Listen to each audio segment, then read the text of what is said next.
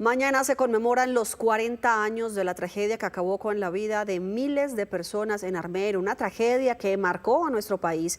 Nosotros continuamos con este cubrimiento especial de Noticias Caracol y Noticias Caracol en vivo. Nuestros periodistas ya están listos para contarnos más de lo que está pasando allí en la zona. Saludamos a Álvaro Freddy Acevedo. Buenas tardes, Álvaro Freddy. Adelante, ¿qué está previsto para hoy? Buenas tardes, Catalina. Originamos aquí desde la ciudad de Honda, la ciudad de los puentes. Es escenario esta tarde de un evento de memoria histórica. Son barcas de la memoria, 500 barcas aproximadamente, serán lanzadas al río Gualí por las madres que están buscando a los niños que desaparecieron en Armero. Recordemos que Honda es importante, por aquí baja el río Gualí, por aquí también bajó parte de la avalancha del volcán Nevado del Ruiz, por fortuna sin dejar víctimas en este caso, pero aquí el río sí es importante para la memoria y eso es lo que vamos a ver en esta historia. La ciudad de Honda abre sus puertas a la memoria de los afectados por la tragedia de Armero. Unas barcas muy particulares navegarán hoy el río Gualí, que desemboca al Magdalena. Los trabajos de artesanía empezaron desde hace 6 meses. Como la madera que se pule y coge forma, el proyecto empezó a gestarse hace ya varios años, cuenta su creador Francisco González, director de la Fundación Armando Armero. El río Gualí también, por donde bajó la avalancha, el azufrado que se une, que mordió gran parte de este casco, nos sirve también de escenario para que padres y madres hoy, como una manera de soltar, de hacer el duelo, pongan a navegar estas barcas. Así fueron tomando forma las barquitas de esta propuesta artística que Francisco bautizó El Olvido que Navega. Son alrededor de 500 barcas, es decir, 500 niños y jóvenes perdidos en Armero y que navegarán por el río Gualí. A bordo, un mástil con la foto y los datos de cada uno. Los padres y madres serán los protagonistas. Hace 40 años buscándolo y no pierdo la esperanza de que algún día me lo encuentre y me diga papá. Su Vía Crucis es largo, ya cumple 40 años, 4 largas décadas de búsqueda incansable. Benjamín Herrera busca a su hijo Óscar Fernando Herrera. Vamos a significar todas las adopciones legales y ilegales que se dieron a cabo hacia Estados Unidos, hacia Canadá, hacia Europa. Entonces también es un acto simbólico, es un evento político, poético también. Los vaivenes de la corriente significarán el remolino de adopciones que se dieron hacia muchos países. Benjamín no pierde la esperanza de hallar algún día a su hijo. Siento como si estuviera partiendo mi hijo y con un pronto regreso. Las barquitas serán atrapadas por avesados pescadores de Honda y serán recuperadas para que hagan parte de una exposición itinerante, una muestra que seguirá gritando que aparezcan los niños perdidos de Armero. Hacia las 2:30 de la tarde se dará inicio a este evento a orillas del río Gualí. Estaremos nosotros muy pendientes, seguramente tendremos otro contacto para contarles cómo avanza este acto conmemorativo. Nuestros compañeros en Armero, en las ruinas, tienen más información.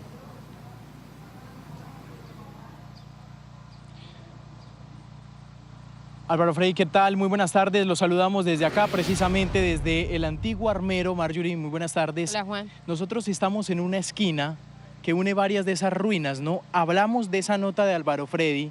Usted hace algunos años reveló lo que es el libro rojo. Sí, señor. Obtuvimos en ese momento unas imágenes exclusivas del libro rojo que reposaba en Ibagué, luego fue trasladado hasta el bienestar familiar y logramos una entrevista contundente donde una de las funcionarias, la encargada del bienestar familiar en Ibagué, nos aceptó que sí se cometieron muchos errores. Se entregaron niños a personas que no demostraron que eran sus familiares. Y Marjorie, así como mucha gente advirtió lo que iba a ser esta tragedia. Usted tiene una historia. Sí, señor, y una historia personal porque tuve el gusto de ser alumna del profesor Fernando Gallego Jaramillo, quien durante muchos meses atrás, incluso años, estaba alertando lo que podría pasar si el Nevado del Ruiz continuaba con la actividad y ocurría el deshielo. Él describió exactamente lo que iba a suceder. Iba como células a diferentes casas del Líbano, Juan, enseñándonos la prevención, la atención y cómo teníamos que actuar después de que el Nevado hiciera erupción. Exactamente lo que el profesor Fernando Gallego nos sucedió efectivamente. Aquí está esta historia, esta crónica como homenaje póstumo al profesor Fernando Gallego, que quizás puede ser también el profesor, el que nos enseñó la prevención y atención de desastres. Le digo aquí muy modestamente, sabía lo que iba a suceder, pero desafortunadamente no me quisieron escuchar. Esta es una historia contada en primera persona. Es la historia de mi profesor de ciencias en el colegio, Fernando Gallego, un docente visionario que advirtió la tragedia que podría ocurrir en Armero, pero nadie le creyó y lo trataron de loco. Todo empezó en Líbano, Tolima. Aunque el profe Gallego nació en Falan, la mayor parte de su vida la pasó aquí, en Líbano. Este es el Colegio Claret, un centro estudiantil católico. Aquí vivió durante 10 años y desarrolló su vida docente. Por estos pasillos pasamos sus alumnos. Este era mi salón de sexto. Hasta este lugar llegaba siempre el profesor Gallego en las clases de ciencias a hablarnos sobre el volcán Nevado del Ruiz, de su belleza, pero también las medidas de prevención que debíamos tener por si se llegaba a presentar una erupción o el deshielo de él. Volví al Colegio Claret en compañía de uno de sus mejores amigos, Antonio Escobar, con quien vivió en esta habitación del colegio durante 10 años. ¿Cuánto tiempo vivieron acá? Fue un hombre muy inquieto, entonces él sabía de biología, sabía de ciencias sociales y lo del volcán Nevado del Ruiz, él siempre tuvo mucha inquietud e investigó. Él fue no sé cuántas veces, muchísimas veces fue hasta el volcán Nevado a hacer sus miradas, sus observaciones y todo eso lo contaba a sus estudiantes, a nosotros, sus compañeros de trabajo aquí en el colegio y a todo el que se le diera la oportunidad de escucharlo. El profesor Edgar Hernández también recuerda la obsesión de Gallego con el volcán Nevado del Ruiz y dice que fue un hombre adelantado a su época, un incomprendido. Mayito, es que el problema con acá, digámoslo aquí en el Líbano, y los mismos alumnos, porque fueron los mismos de él, fueron los míos en matemáticas, no le creíamos, nadie le creyó. Nadie lo trataban era de que él estaba como chiflis. Mire el profesor, aunque fue un excelente filósofo, pero de pronto uno en esa época, ¿qué iba a imaginarse lo que iba a suceder eso? Nunca. Para el profe, cualquier sitio se podía convertir en aula. Así lo hizo con mi compañero Álvaro Freddy Acevedo hace 15 años, cuando recorrieron la zona de desastre. El volcán del Nevado del Ruiz. El ingeniero forestal Álvaro Arango, que en 5 oportunidades lo acompañó en sus investigaciones hasta el Nevado del Ruiz, dice que era un pedagogo excepcional.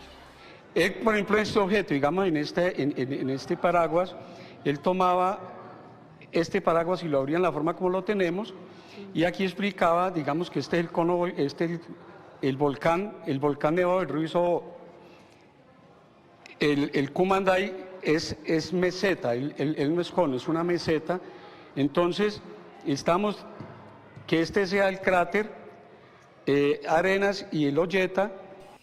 En nuestra casa lo recibimos muchas veces en sus rondas pedagógicas de prevención del riesgo. Ya en ese momento las autoridades lo consideraban un loco que solo quería desatar el pánico. Él llegaba a una vivienda, por ejemplo, en tu casa, y él buscaba algún objeto para poder explicar sobre la situación del Nevado. Pero a las casas que íbamos clandestinos y de noche, incluso él hasta disfrazado, era de una familia de mucha confianza para que no fueran a dilatar al profesor, a llamar a la policía y que lo llevaran. Gracias a ese trabajo clandestino de prevención, en muchas casas, también como la mía, estuvimos preparados para la emergencia que enfrentamos, como lo cuenta David Baduque, mi mamá. Él nos visitó en la casa y me preguntó dónde quedaba ubicada la alberca. Yo me desplacé con él al sitio y me dijo, debe techarla porque el agua la van a suspender y como va a caer ceniza, arenas, piroclastos, entonces el agua se va a contaminar. Por eso debe techarla para que puedan utilizarla durante todo el tiempo que la van a suspender.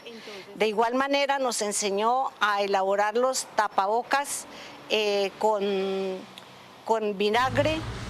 Las charlas de prevención de Gallego se convirtieron en clandestinas porque el 12 de septiembre de 1985 el alcalde de la época le exigió que se abstuviera de realizar conferencias informativas. Le dije, ¿qué le pasa, muchacho? Y entonces es que me mandaron a callar. Fueron los términos que recuerdo perfectamente. Me mandaron a callar. ¿Y callar de qué? Yo como que no entendía qué era lo que pasaba. Y entonces sacó la carta y me la mostró.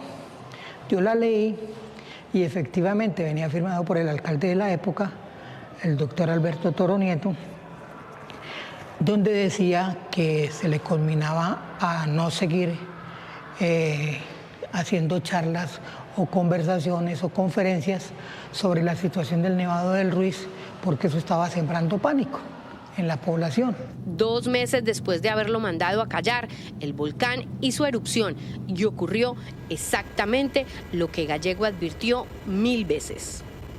Él nos mostraba de tal forma que al hacer el calentamiento, porque el volcán se taponó, los conductos internos llaman galerías, esas galerías se taponaron como una olla pitadora a presión que se tapó y empezó a hervir adentro unas temperaturas altísimas. Claro, el calor de esto empezó a fracturar esta parte nororiental del Nevado en un casquete sobre ese cañón de Lagunilla y del Azufrado. La tragedia estaba cantada y las palabras de Fernando Gallego, 40 años después de la tragedia, retumban en la cabeza de quienes por años lo escucharon. Yo tengo un mea culpa porque es que yo soy de Armero y allá en Armero perdí 14 miembros de mi familia. Entonces, si con esa posibilidad de advertencia previa que muchísimas veces nos hizo Fernando aquí en el Líbano como en Armero, y yo digo no le paramos bolas, efectivamente yo debía haberle hecho unas advertencias muy serias a mi familia para que por lo menos se hubieran salvado. Con nostalgia recorro los salones donde mi profesor habló del león dormido. Fui privilegiada al ser una de sus alumnas. Galleguito fue de esos docentes que lo marcan a uno para siempre. Un gran hombre. Era un profesor sobrado del común. Era una inteligencia, hemos dicho, prodigiosa. Y él fue polifacético prácticamente, y de todo sabía un poco, o no un poco, sabía muchísimo de muchas cosas. El hombre siempre me decía, hay que observar la naturaleza que ella nos habla. Ella nos dice qué tiene, qué siente y qué quiere y cómo debemos de cuidarla. El profesor Gallego dejó este mundo a sus 66 años. Nunca pudo superar el dolor por la tragedia de Armero. Su legado es la prevención del riesgo, la misma que se volvió política pública después de la hecatombe. Dictó una cátedra brillante, pero lamentablemente nadie lo escuchó. Historias que quedan de, serias advertencias que muchas no se escucharon y que por supuesto uno entiende la magnitud de la tragedia. Más usted, Marjorie, que recordó varias cosas a través de ese informe, ¿no? Y no solo advertencias de la tragedia, sino cómo podríamos actuar cuando ella se presentara. En mi casa tuvimos más de 8 días agua gracias a que el profesor Gallego le dijo a mi mamá, tape esa alberca. También teníamos los tapabocas, en esa época no habían tapabocas como hoy en día. Él también fue el maestro de la prevención, un homenaje póstumo a un hombre que se lo merece y a toda su familia que también vivió y sufrió, padeció la persecución en contra del profesor Galleguito. Todo un adelantado para su época, pero también aquí, en esta esquina, precisamente hablamos con sobrevivientes. Uno en cada cuadra se encuentra con impactantes testimonios, gente que empieza a recordar lo que fue precisamente esa noche de tragedia, aquel 13 de noviembre de 1985. Miren este testimonio. ¿Cómo fue aquel 13 de noviembre que nos estabas relatando en esa esquina? muchas de las cosas que has vivido 40 años después. Tenía 5 años, pero a partir de ese momento empiezo a tener recordación en mi vida, ¿sí? El 13 de noviembre empieza a caer la ceniza en horas, pues como a las 4 o 5 de la tarde. Yo estaba en el triciclo montando en el patio de mi casa y recuerdo que mi mamá nos llama porque no quería que estuviéramos recibiendo esa ceniza, que pues era bastante inusual, cuando recibimos una llamada de una prima de nosotros que vivía en Manizales y tenía un amigo en el vulcanológico que le había dicho: si su familia está en Armero, dígale que salga ya, que es inminente la erupción y que esto va a coger ese trayecto. Mi mamá alcanzó a escuchar la conversación, se paró, alistó maletas, empezó a mover todo, pero las noticias del pueblo hasta el último momento dijeron que no saliéramos de nuestras casas porque eso era una falsa alarma.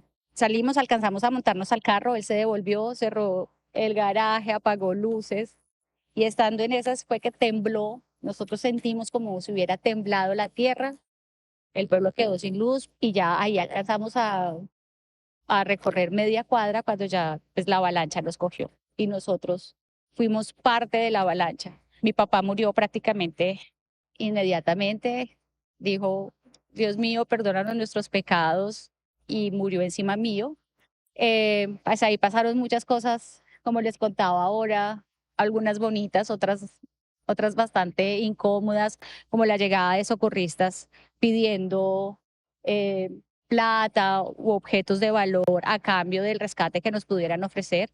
Además es complicado porque cada una sale herida, la que menos sale herida es Mónica, una va a un lado, otro va a un lado, y me decía, a mi hermana la iban a adoptar. Y ese fue el drama que vivieron los niños en Armero. A mi hermana de 11 años también ya le habían ofrecido que alguna familia la adoptara porque no encontraba a mi mamá. Pues mi mamá estaba acá enterrada, mi papá estaba encima de una teja muerto. Yo estaba en Guayabal a partir del 14 de noviembre, o sea, estábamos todos difuminados. Pero ella, gracias a Dios, se acordó de los teléfonos de mis tíos y pudo avisar. Yo, en cambio... Y algo cruel que decías, yo me salvé por la manera en que salí, ¿no? O sea, yo no era adoptable, claro. Como estuve enterrada tantas horas, los tendones se me murieron, no pude caminar, tenía gangrena y estaba completamente herida en todo mi cuerpo. Ergo, no era propiamente la persona con la que alguien se quisiera encartar. En la parte final de esta entrevista, es una entrevista que ustedes pueden consultar en nuestras plataformas digitales, Yadi también reclama lo que es su pueblo. Ella quiere que se trabaje en la reconstrucción de Armero, que les devuelvan esas calles que alguna vez recorrieron, ¿no, Marjorie? Pero aclarar que no aquí. Ella dice que los armeritas se convirtieron en una diáspora por todo el país y que tienen el derecho, que el Estado tiene la obligación de reunir a estos armeritas, darles un nuevo lugar, en otro territorio, no en este mismo, pero sí para reconstruir esa red social, todo lo que ellos perdieron aquí, que tienen ese derecho, así que pueden buscarla para que todos los armeritas se unan a esta causa de Yadi. De tantos documentos históricos, esta noche se presenta uno, que es una película muy especial, ¿no? Sí, señor Juan, y que Noticias Caracol Televisión tiene mucho que ver, porque se trata de una colega de nosotros, una periodista, Jennifer de la Rosa. Tenía una semana de nacida cuando ocurrió la avalancha de Armero, fue una de las niñas que entregaron en adopción, perdió a toda su familia. Una vez ella tiene conciencia, su familia le cuenta la historia y decide emprender este viaje como periodista. Lo documentó hasta que por fin, también gracias al apoyo de Armando Armero, de Francisco González y de Noticias Caracol, que visibilizó su historia, pudo encontrar a su hermana. Esta noche es la premier de La hija del volcán. Proyecto Armero es una película con sello colombiano que conmemora los 40 años de la tragedia por la erupción del volcán Nevado del Ruiz. Tuve la idea de generar un guión cinematográfico contando un poco de la historia de lo que sucedió en Armero, pero también con un poco de ficción con lo que cuentan que pasa en las ruinas de Armero. La trama de la historia surge de un estudiante apasionado por la fotografía que quiso desenmascarar la tragedia como su proyecto de grado. Bueno, lo más difícil de esta grabación, como siempre creo en el cine independiente, es pues como la falta de ayuda de los entes y todo eso. Fue una película totalmente independiente, pero pues gracias a Dios ya la tenemos en estreno. Es una excelente película por varias razones. Una de ellas es porque nos ayuda o respalda la memoria histórica de este país. Hace un recuento de ese proceso tan doloroso para nuestra región. Comenzó a grabarse en 2016 y su rodaje terminó en 2020. La inteligencia artificial fue la clave para ambientar algunas escenas y llegar al realismo. Proyecto Armero tendrá su epicentro en el eje cafetero y justamente mañana será su estreno a las 5 y a las 7 de la noche en la Cámara de Comercio de Pereira. En Manizales estará presente dentro de 20 días en el cine en el sector del cable. Bueno, miren, en este momento la nota que salió al aire es Proyecto Armero, como lo contaba nuestro compañero en Manizales, se estrena mañana, pero esta noche sí se estrena La hija del volcán en el Hotel Unión en Honda, que es la de Jennifer de la Rosa, la periodista. Pero mire, algo muy importante, Juan, que es creo que lo más bonito que se ha hecho de este cubrimiento, es que hemos estado escuchando las voces de los sobrevivientes, de esas personas que vivieron este drama hace 40 años. Y yo quiero preguntarle a nuestro invitado, hace 40 años, yo recuerdo que en el Líbano salíamos por la mañana, encontrábamos el volcán Nevado del Ruiz despejado, pero con esa gran fumarola, ¿no? Además también que de vez en cuando lloviznaba y veíamos la ceniza y ese olor a azufre. Acá también en Armero hace 40 años ocurría eso, el Nevado estaba mandando esas señales hasta aquí, también llegaba y es nuestro invitado, Juan. Exactamente, don Gerardo, buenas tardes. Muy buenas tardes y pues esas señales se veían desde acá, pero curiosamente hasta ese 13 de noviembre nos vinimos a dar cuenta de esa lluvia de ceniza y pues no se entendía de pronto de ser un fenómeno del volcán, pero no se presagiaba lo que podría ocurrir en esa noche. Quizás lo habíamos normalizado los habitantes del norte del Tolima, ¿no? Ah, está como oliendo a azufre, sí. De pronto tampoco el olor a azufre tampoco, exactamente, pero generalmente yo creo que era una característica para Manizales y todo lo que era la zona de pronto de Cordillera, Villahermosa, Líbano, toda esta zona, pero para acá exactamente hasta el 13 de noviembre fue que se dio el fenómeno en horas de la tarde, que fue cuando hizo la primera erupción, se tiene conocimiento. Don Gerardo, ¿qué recordó al volver 40 años después a Armero? Usted nos decía, yo creo, amigo, yo hago la cuenta, lamentable obviamente, perdí cerca de 20 familiares. Cerca de unos 20 familiares, aparte de eso, amigos, compañeros de trabajo, incluyendo dentro de familia a mi progenitora, a mi señora madre, doña Isabel Roa de Criales. ¿Usted intentó rescatarla, inclusive? Esa noche salimos todos en familia, inclusive una sobrina que estaba con nosotros en compañía, una sobrina de mi señor padre, mi abuelo, el papá de mi señora madre, y no pudimos avanzar del andén de la calle. ¿Por qué? Porque de todas maneras, en el sector donde vivíamos, que era el barrio Santander, la avalancha como tal de lodo y todos estos escombros bajó primero por las calles. Al encontrar 200 metros abajo montaña, empezó a represar y se encontraron dos masas que nos subieron a la hora 20, nos terminaron subiendo más o menos a una altura de unos 7 metros. Pues don Gerardo, estas historias son las que encontramos en cada esquina. Ayer hablaba con mi compañero Álvaro Freddy y le dije, hagamos una nota de cómo me salvé, porque todos nos cuentan una manera diferente de cómo sobrevivieron a esta tragedia, Juan. La entrevista completa ustedes la van a poder ver en nuestras plataformas digitales en Noticias Caracol en vivo. Nosotros seguimos en cubrimiento especial aquí desde Armero, 40 años después. Hace 4 décadas el volcán Nevado del Ruiz rugió.